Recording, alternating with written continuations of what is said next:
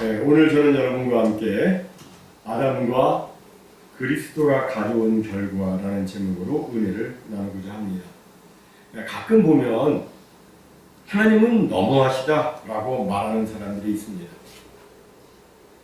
아담은 그저 따먹지 말라고 한 선악 한 번 따먹었을 뿐인데, 아니 그 한 번 따먹은 그 한 번의 죄 때문에 모든 사람들이 다 죽게 되었으니 이 정말 너무한 일 아닌가라고 말하는 사람들이 있습니다.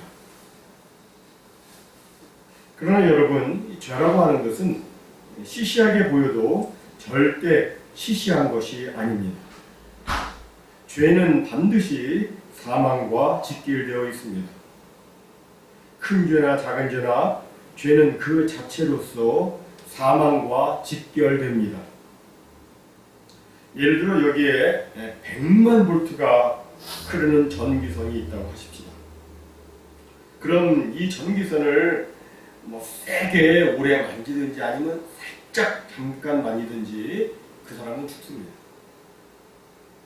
이것을 갖다가 왜 사람이 100만 볼트 흐르는 전기줄을 살짝 만지기만 했는데도 죽어야 합니까? 라고 말하는 것은 왜 사람이 조그만 죄를 지었는데 죽어야 합니까? 라고 묻는 것과 같은 겁니다. 죄는 크든 작든 그 자체로서 사망입니다.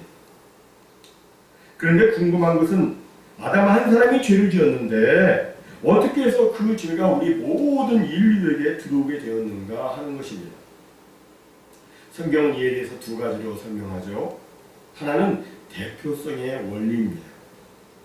즉 인류의 대표되는 아담이 죄를 범했기 때문에 모든 인류에게 죄가 들어왔다는 것입니다. 이에 대해서 많은 사람들이 반발을 합니다. 아니 아담이 죄를 지었는데 왜 우리가 죄인이 되어야 합니까? 이건 너무한 일이 아닙니까? 라고 합니다. 하지만 조금만 생각해보면 그렇지 않습니다. 여러분 지난 2002년 월드컵에서 한국은 사상 처음으로 4강에 올라갔습니다. 8강 경기에서 스페인과 승부차기까지 가는 혈투 끝에 4강에 올라갔는데 그때 사람들이 얼마나 좋아했습니까? 사람들은 그냥 다들 모여가지고 대한민국 그러면 외쳤어요. 어떤 사람 차 타고 가는데 누가 호언을 막 이렇게 또 누르고 막 너무너무 좋아했습니다. 왜? 대한민국 선수들이 4강에 올라갔는데 왜 전 국민이 좋아합니까?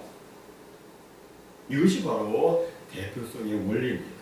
경기장에 선수들 11명이 나가서 싸웠지만 한국 국기를 왼쪽 가슴에 달고 한국 대표로 나가서 싸웠기 때문에 그들의 4강 진출은 한국의 4강 진출로 연결이 된 겁니다. 대표성의 원리. 이것은 인간의 타락에도 똑같이 적용이 됩니다. 하나님은 인간과 계약을 맺으셨습니다. 인간편의 대표는 아담이었습니다. 하나님은 아담에게 에덴 동산의 각종 실과들을 마음대로 먹을 수는 있지만 동산 중앙에 있는 선악을 알게 하는 열매는 먹지 말라고 말씀하셨습니다. 이것은 아담이 자유의지를 가지고 무엇이든지 마음대로 다 할 수는 있지만 그러나 자신이 하나님의 명령 아래 있는 존재라는 것을 잊지 말라는 그런 뜻입니다. 딱 한 가지만 했어요. 이걸 지킴으로써 아담은 내가 하나님의 명령 아래 있는 존재구나 하는 것을 늘 기억할 수 있었습니다. 그런데 아담은 하나님의 명령을 어겼습니다. 이것은 하나님께 대한 도전이고 불순종이었습니다. 이 죄는 아담 혼자 지은 것이었지만 인간의 대표로 지은 것이었기 때문에 인류 전체가 그 속에 포함되게 된 것입니다. 이 죄를 우리는 원죄라고 부르는데 이런 면에서 보면 어떻게 보면 우리는 원죄의 희생물이라고도 생각할 수 있습니다. 사실 우리는 대표 한 사람 때문에 나머지 사람들이 자기가 원하지 않는 결과를 맞는 그런 사례를 우리의 삶의 현장에서 종종 보게 됩니다. 파일럿 한 사람의 실수 때문에 그 비행기에 탄 전체의 사람들이 같은 비극을 경험하기도 하고, 회사에 대표되는 한 사람의 잘못된 결정 때문에 그 회사의 모든 사람들이 동일한 결과를 맞기도 합니다. 보초 한 사람의 방심 때문에 전 부대원이 죽는 일도 있습니다. 내가 잘못한 거 아니에요. 대표가 잘못한 거예요. 근데 그 피해는 내가 받아요. 이런 면에서 인류는 운명 공동체라고 말할 수 있습니다. 존 던이라고 하는 시인은 인류는 누구나 섬이 아니다. 인류는 누구나 섬이 아니다. 우리는 모두가 다 연결된 대륙의 한 부분이다 라고 했습니다. 그렇습니다. 한 사람으로 말미암아 죄가 세상에 들어오고 그 죄가 모든 사람들에게 다 연결되어서 죄로 말미암아 사망이 모든 사람에게 임하게 된 것입니다. 다음 두 번째로 아담 한 사람으로 인해서 온 인류에게 죄가 들어오게 된 것은 유전성의 원리로 이해할 수가 있습니다. 표범에게서 난 새끼 표범은 어쩔 수 없이 반전 무늬를 갖게 됩니다. 이처럼 부모가 죄의 본성을 가지고 있기 때문에 자녀 역시 어찌할 수 없이 죄의 본성을 갖게 된 것입니다. 히브리서 7장 9절과 10절에 보면 이런 말씀이 있습니다. 또한 10분의 1을 받는 레위도 아브라함으로 말미암아 10분의 1을 바쳤다고 할 수 있나니, 이는 멜기세덱이 아브라함을 만날 때에 레위는 이미 자기 조상의 허리에 있었습니다. 이 말씀은 창세기 14장을 배경으로 한 것인데, 거기 보면 이제 아브라함이 여러 왕들과 전쟁을 해서 그들을 제압하고 압도적인 승리를 거두는 장면이 나옵니다. 그리고 아브라함은 돌아오는 길에 자기가 얻은 전리품 가운데에서 그 11조를 제사장 멜기세덱에게 바쳤습니다. 여기서 특별히 우리의 관심을 끄는 것은 아브라함이 이긴 그 전쟁 자체가 아니라, 아브라함이 11조를 바쳤을 때 아브라함만 바친 것이 아니라 그의 후손 레위도 아브라함의 허리에 있으면서 11조를 바쳤다고 말하는 히브리서 기자의 논증입니다. 여러분, 여기 레위라는 인물이 누구입니까? 레위는 야곱의 12아들들 가운데에서 제사장으로 빼냄을 받은 아들이죠. 그럼 이 레위의 아버지 야곱은 또 누구의 아들입니까? 이삭입니다. 이삭의 아들이에요. 그리고 이삭은 이제 아브라함의 아들입니다. 역사적으로 보면 아브라함이 멜기세덱에게 11조를 바쳤을 때 레위는 이 세상에 있지도 않았습니다. 심지어 레위의 아버지 야곱이나 그 할아버지 이삭도 이 세상에 없었습니다. 그런데도 성경은 아브라함이 11조를 바쳤을 때 레위가 아브라함의 허리에 있었다고 말씀합니다. 무슨 말씀이냐면, 아브라함이 11조를 멜기세덱에게 바칠 때 레위가 이미 그의 조상 아브라함의 허리에 있으면서 바쳤던 것처럼, 아담이 범죄하여 죄 아래 들어갔을 때 전 인류 또한 아담의 허리에 있으면서 죄 아래에 들어가게 되었다는 의미의 말씀인 거예요. 여기 허리 안에 있다는 말은 요즘 말로 바꾸어 말하자면 그의 유전인자 속에 또는 DNA 속에 라는 의미로 이해하면 좋을 것 같습니다. 여러분, 우리가 사과 씨를 심으면 사과나무가 나오고 거기에 사과가 맺힙니다. 호박 씨를 심으면 호박이 나오고 오이 씨를 심으면 오이가 나옵니다. 마찬가지로 원죄를 가지고 있는 아담의 씨에서는 원죄를 지니고 있는 후손이 나올 수밖에 없는 것입니다. 그러니까 사람들 하는 거 보면 다 아담이 잘못한 그 원죄의 모습을 사람들이 다 가지고 있어요. 아담이 자꾸 핑계대는데 사람도 자꾸 핑계를 대요. 아니 핑계 안 대면 되는데 핑계를 왜 그래요? 아담의 DNA를 가지고 있기 때문에.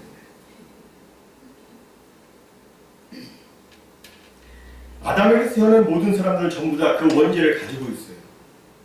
그래서 또 죄를 범하죠. 이 원죄를 가지고 있으면 이 죄 때문에 그래서 어떻게 돼요? 모든 사람들은 결국 사망의 통치를 받게 된 것입니다.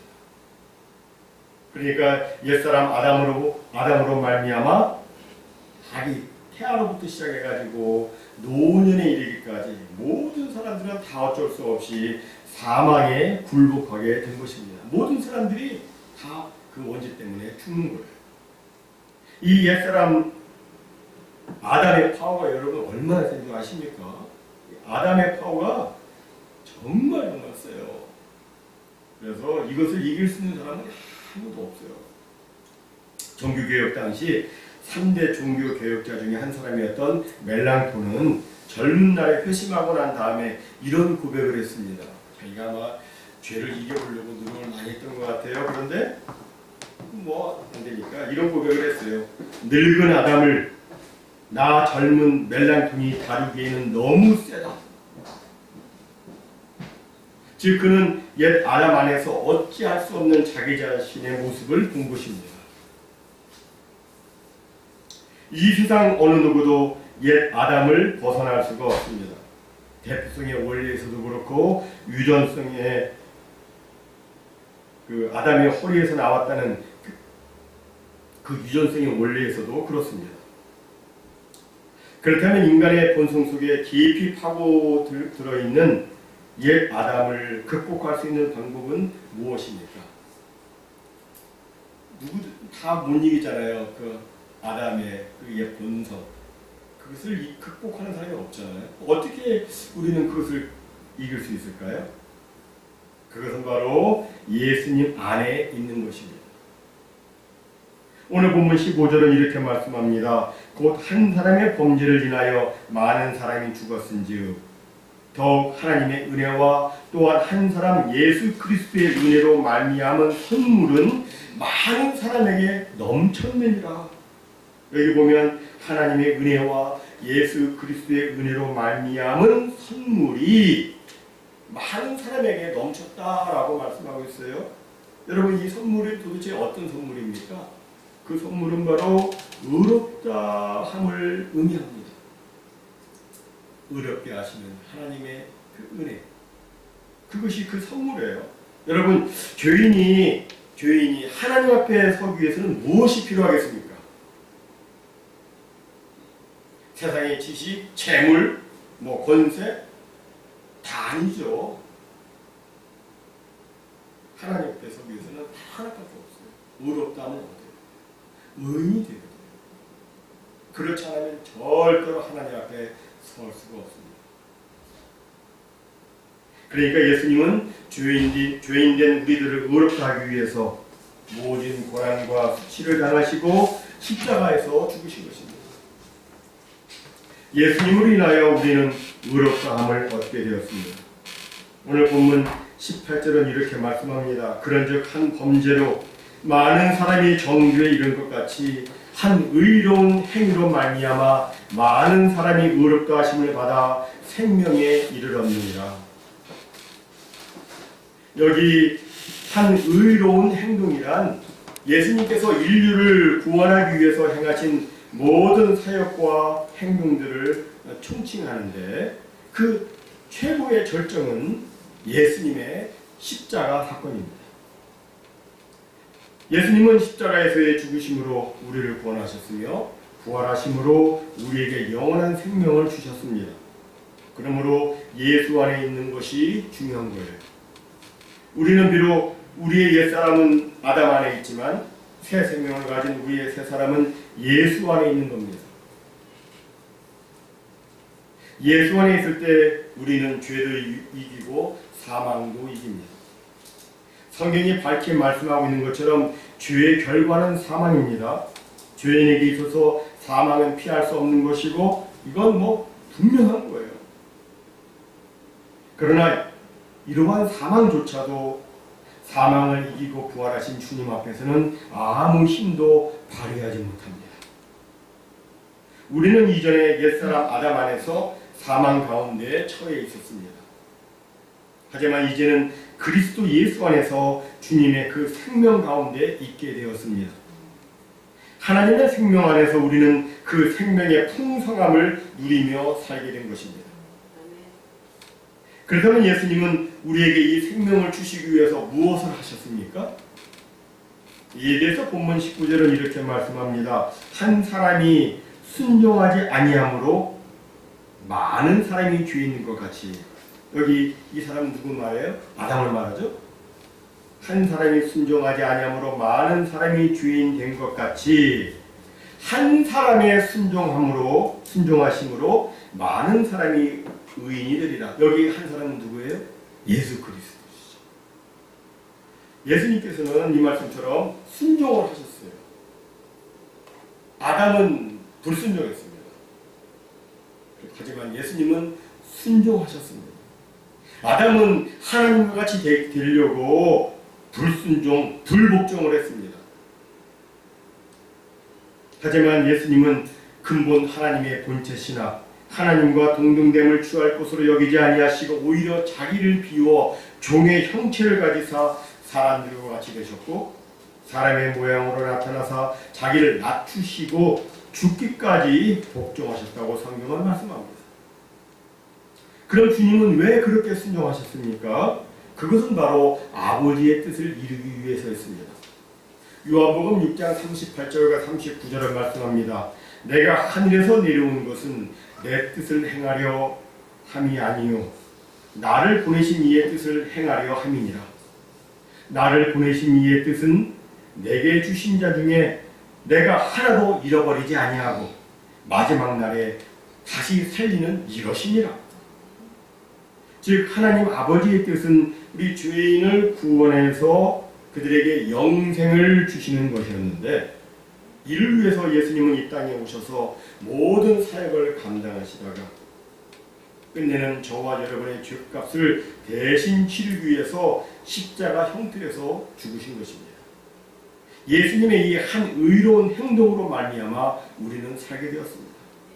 주님은 자신이 골고다 언덕에서 보혈의 피를 흘리시며 죽어야 될 그런 이유가 하나도 없으셨습니다. 하지만 죄인을 구원하시고자 하시는 하나님의 뜻에 순종해서 죄악의 잔을 다 드시고 십자가 형틀에서 모진 고난과 수치를 당하시며 죽으셨습니다. 주님의 이 희생적인 순종으로 말미암아 주님을 믿는 사람들은 의롭다함을 얻게 되었고 또 영원한 생명을 얻게 되었습니다. 그래서 이제 우리는 성도는 과거의 죄인이었던 우리는 이제 의인의 회중에 들게 되었고 영원한 사망에 처했던 우리는 이제 영원한 생명의 영역으로 옮겨지게 된 것입니다. 그렇습니다. 아담의 불순종의 죄가 우리에게 정죄와 사망과 모든 참혹한 것을 가져다 주었지만 예수 그리스도의 순종으로 인해서 우리는 의롭다함과 구원과 생명과 영원한 천국의 영광을 풍성히 받아 누릴 수 있게 된 것입니다. 여러분, 그리스도 안에 있는 사람들은 정죄 아래에 있는 죄인이 아닙니다. 이것을 좀 더 명확하게 이야기하자면 우리는 비록 죄인이지만 저도 여러분도 우리는 비록 죄인이지만 정죄받을 죄인은 아닙니다. 그리스도 안에 있는 이들은 정죄받을 죄인이 아니라 영광받을 하나님의 자녀입니다. 예수 그리스도로 말미암아 한번 맺어진 하나님과의 이 부자 관계는 결탄코 끊어지지 아니합니다. 우리가 이 세상을 살면서 잘못을 범하고 또 죄를 범한다 할지라도 그것은 실수하고 잘못하는 자녀의 위치에서 그렇게 한 것이지 정죄받는 죄인의 위치에서가 아닙니다. 여러분, 우리는 성경이 말씀하고자 하는 것이 무엇인지 정말 정확하게 이해하고 있어야 됩니다. 그것은 예수 안에 있는 구원은 천지가 없어지더라도 절대로 바뀌지 않고 확실하다는 것입니다.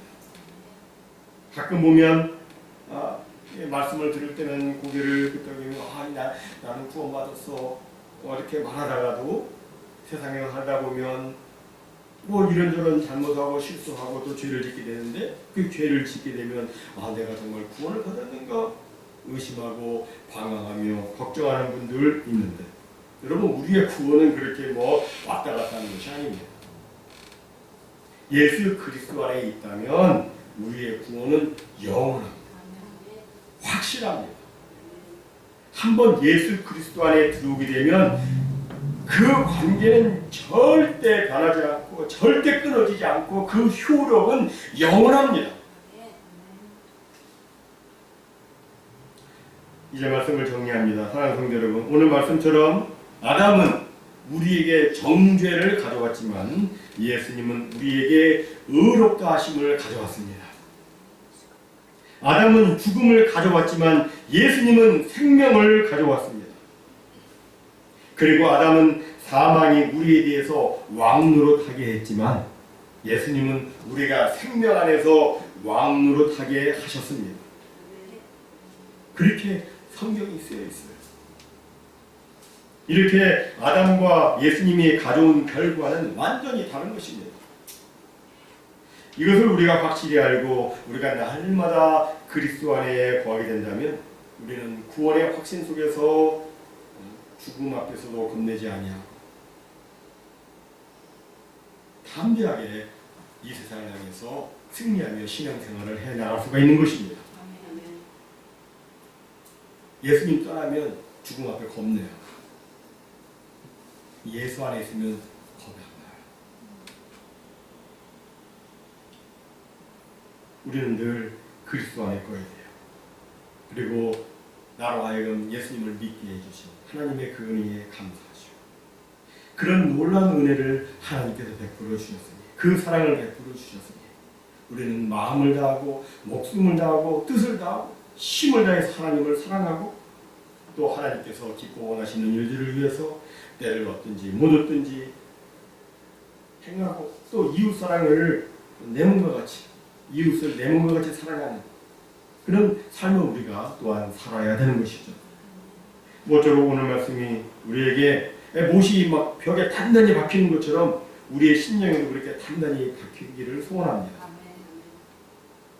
그래서 구원에 대해서 의심하거나 방황하거나 그러지 마시고 오직 예수 그리스도 안에서 큰 확신과 담대함을 가지고 승리의 삶을 사시기를 바랍니다. 그리고 하나님과 더욱 깊은 사랑의 관계, 하나님과의 더욱 깊은 그 은혜의 자리로 나아가시고 주님께서 기뻐 원하시는 열매 풍성하게 맺어서 우리 주님 영광 가운데 다시 오실 때에 우리 주님으로부터 귀한 칭찬과 산력과 영광과 존귀를 받는 우리 모두가 다 되시기를 예수님의 이름으로 축원합니다. 아멘.